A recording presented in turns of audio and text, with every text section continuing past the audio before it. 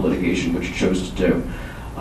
And you'll see whenever there's a specific action that the committee wants to take, such as this, or you saw the New Jersey Natural Gas settlement, you need 3 votes in order to do something. And in that case, there weren't 3 votes, but apparently on the other matter there was. So that's why the action was taken and no discussion was had. Thank you. Okay, so then just to clarify, because this has been an issue of conversation amongst us on the other side, if something is in litigation, it's a matter of discretion then, if the committee wants to discuss it here, or if it has to be discussed in executive session? I provided a full explanation, so thank you for your comments. But you didn't answer the question then, is it a matter of discretion? I'm not obligated to answer your questions. This isn't a deposition. I think we provided a very suitable response I'm just to the trying to question. clarify procedures here for the public, because this comes up a lot in our meetings here. Thank you. So you don't want to clarify? Thank you, Barbara. Thank you. Anyone else? You don't need to be rude on your last day. Okay. Your last minute. Yes. Question.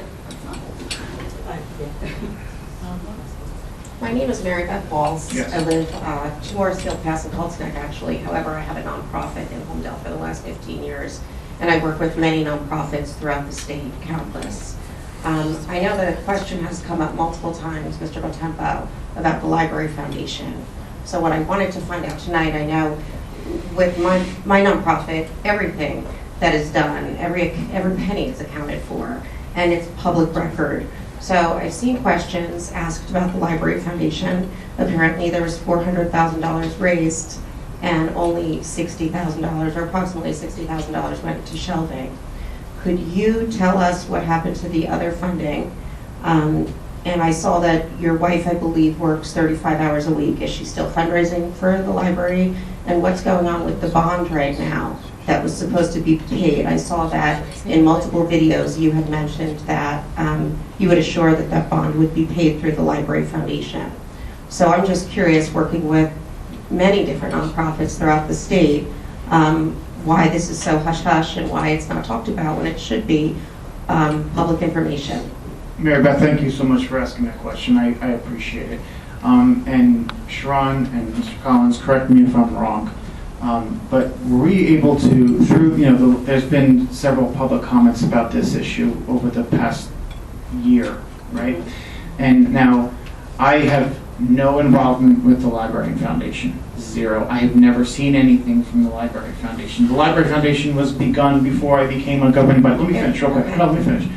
So, it's curious, before we, you want to do your homework and understand the facts and understand what's going on. And it's my understanding that the previous administrator did not put anything in writing with an agreement with the foundation. Is that my understanding, Sharon? There's no mutual agreement. There's no between the mutual, there's township. nothing, is there anything in writing, Mr. Collins, that you know of? Thank you very much, but my question wasn't directed at you. My question was directed at... No, I understand, but well, first of all, this is the public comment section, not the public question section. Mm-hmm. So I'm going to give you the courtesy, because I appreciate you, and I appreciate what you've done for the town, and I want to answer your questions. I want to try and give you some feedback, from my understanding. And that there was nothing initiated in writing by our previous administrator. Whose fault that is, I don't know. I can't attest to whose fault that is. But my understanding is also that there were no invoices provided to the foundation from the township by our previous administrator. Is that your findings, Ms. Sharon? From everything I've seen, that is correct. Okay. There was one document where the township accepted some donations from the foundation to be installed in the library. There's one piece of paper. So my point is this. No one is going to deny that there's, we want to see the best for our library. And nobody is going to say that we shouldn't have all the funds that are raised for the library go to the library. We all agree with that. Right. What we want to see done is we want to see paperwork, documentation. We want to see it all done clearly, openly. But I can't attest to what would happen in the past. But we hear you, and right now we're trying to fix that, and we're trying to make those corrections so that the mistakes that were made in the past by whomever, whether it be the previous administrator, be by previous committee members up here, or whether it be by other members of the community, I think we should we should make those corrections. And we Mr. should- Bartonello, could you comment, again, it's a nonprofit, so everything is documented and everybody could see. There were multiple tax returns for 2017. Your wife works 35 hours a week, and I'm just curious about the nature of the Library Foundation and the bond that the Library Foundation was supposed to pay for the people in Homedale. So, Greg, if you could comment, that would be great. Yeah, the Library Foundation was never set up to pay the bond, nor the interest on the bond. It was set up to provide extra amenities inside the library. We basically have 4 sources of funding for the library. Were you here back then when we Yes. did it? Okay. So we did the 30-year lease with the developer, so we have rent-free. We got $1 million from the developer for a payment, significant over 20 years. We have the pilot money, and then we had any money that was raised by contributions. That was the source of revenue. And since the library went open in, I guess it's almost 2 years ago today, taxes have been completely flat. So we've been able to utilize the sources of revenue we had to ensure that there was no net increase in taxes for our residents.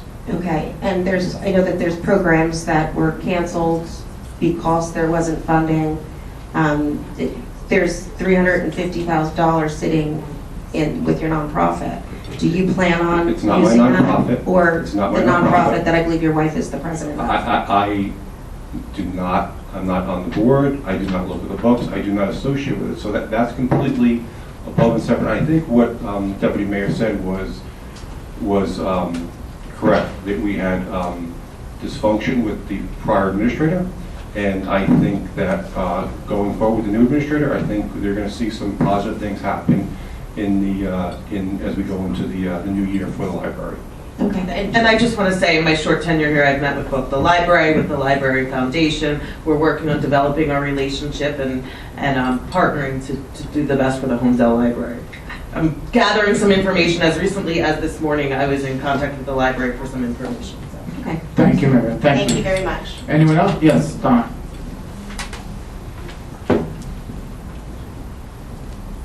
Donna Caronante, 13 Hayward Hills. I have a question. I'll address it to you, Mr. Nicholas, but I'd like a response from Mr. Collins just for clarification. On the agenda, there was no intention of voting for the firehouse today. So can you help explain to me why it wasn't on the agenda, or the mayor wasn't notified of the information, and yet you still had a vote on it today as to the placement and location of where it was going to be? And isn't this similar to what the censure is against the mayor that the 3 county committee have brought to the township? Can you just explain if there's a correlation there, if I'm understanding it? I don't believe so. I think that the governing body has the right to take actions that it deems appropriate at a public meeting.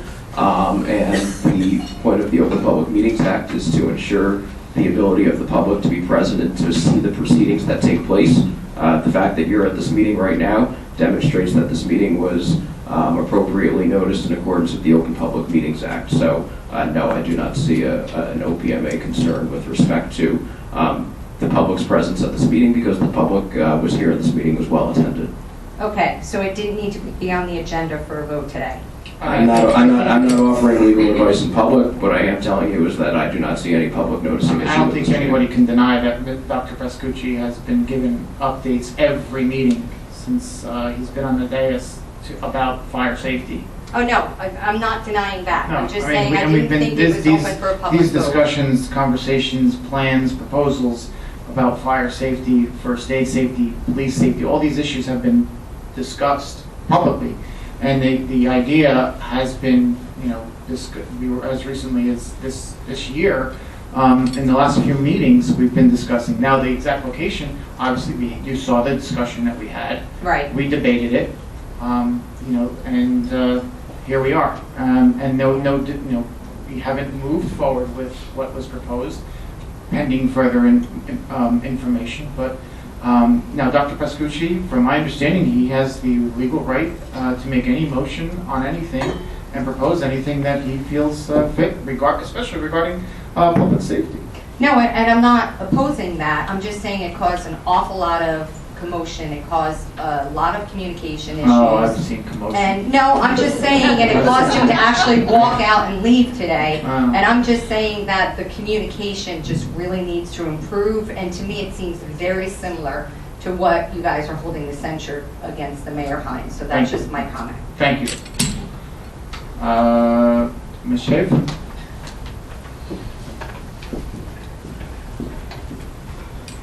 Leah Shave, 11 Ladwood Drive. This meeting has just been really bizarre from day to start.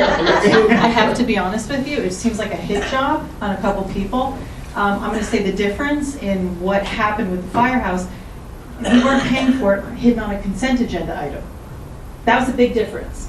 And I have a very big issue with Mayor Hines complaining about communication when he was the one who didn't communicate with 3 of these other committee people up here, about that turf field. That's where this all started from. So, I mean, that's, to me, I thought that was the pot calling the kettle black on that one. And I'm just shaking my head because I really think this got ugly. This got really ugly really fast. I think it got ugly with the All censure. right, you had your time to speak. You're not a resident Okay, either. Ms. Shea, please address And it. I've been to. No, hold on. Sorry. Not back and forth. Not here, not today, not now. Ms. Shea, address me and the committee. Thank you. I feel extremely learned on these topics because I've been to pretty much every meeting. I've come to them consistently. And like I said, what I've seen here tonight is just really ugly. I really hope going forward in 2020 that we get off on the right foot because this was bad. This was really bad, and I really hope for a better future. Sharon, I think you're going to be a great addition, and I just think this gets off on a better foot. Thank you.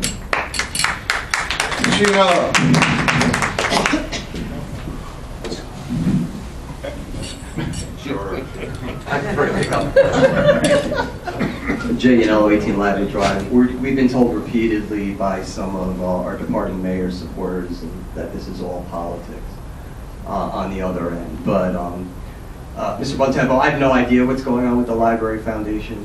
From what I understand from the tea leaves, the money's there. It needs to be deployed. It could be deployed better once the invoicing is done. But speaking of politics, I think it would have been helpful. Are you not? No, Jay. Is this woman not the head of Mayor Hines' charity? Jay, please address So us. wouldn't that have been nice to be disclosed? So if she is in fact the head of Mayor Hines' charity, isn't that a political hit on Mr. Bontempo? And second of all, there's other people in the audience have been grilling Mr. Bontempo. I just hope in short order this foundation can come forward, say the money is here and this is where it's going, so we can end that.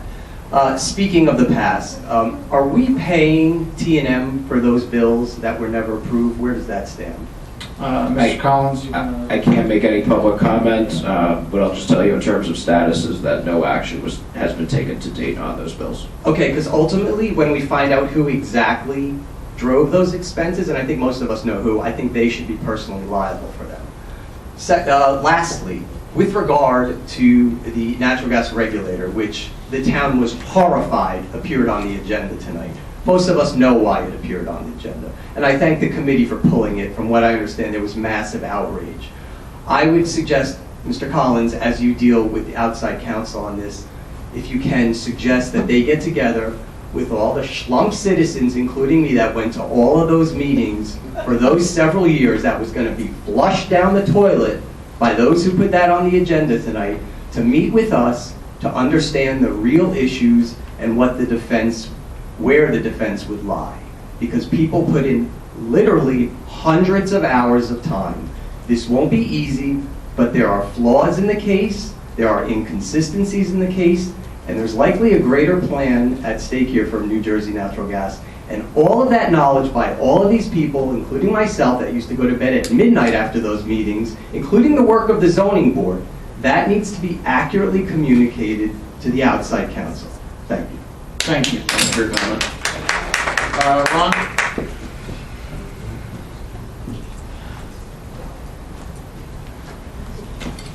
I am a little discouraged that Dr. Vescucci left in the house because I wanted to thank him for his tireless efforts as far as fire safety is concerned. I think there was a missed opportunity today. Mike, you said it correctly. Rocco brought up F&F more than once. It was a surprise that it came up tonight, but I think there was a missed opportunity. Fire safety, each and every one of you has said it's a priority. There was an opportunity tonight, there was a motion, and Mike, I'm going to blame you. It was a slam dunk. He did not bring up a motion saying, we're building a firehouse in F&F. All he said is, this has gone on long enough. Let's pick a location, and it's got to go through the normal channels of planning and zoning. It was a slam dunk to get 3 votes to pick a location and then go through the normal channels. No, You missed an opportunity. No, it wasn't. You missed an opportunity. I disagree. The motion was, that was it, and then we'll figure it out. And I want to figure it out, and then we'll do it. And I think that there's no harm in seeing something in writing. And I think you would agree with me on that. That's a very open-ended statement. I would say to that, there's no harm in picking a location. We're not building. I haven't seen any. I haven't seen it. Seen what location? Where specifically on F&F? Where? He explained, Where? as Chris Briamonte said, I wish we could have seen it on. I don't have I wish these any. microphones worked. I wish a lot of. How am I?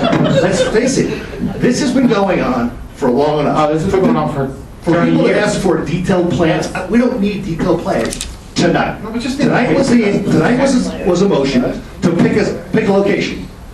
You might not like the location, you might love the location. But it would have been pick a location, and then we go on to the next step of planning, zoning, on and on and on and on. You missed an opportunity, that's all I'm saying.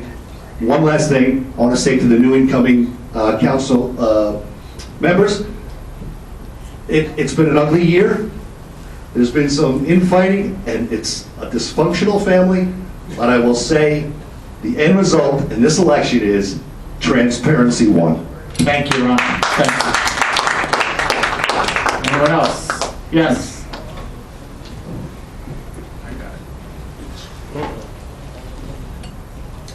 Teresa Brock, 2 Falcon Ridge Circle. I just have a question. Teresa, you gotta give me your outdoor voice, not your inside voice. I just have a question for the administrator.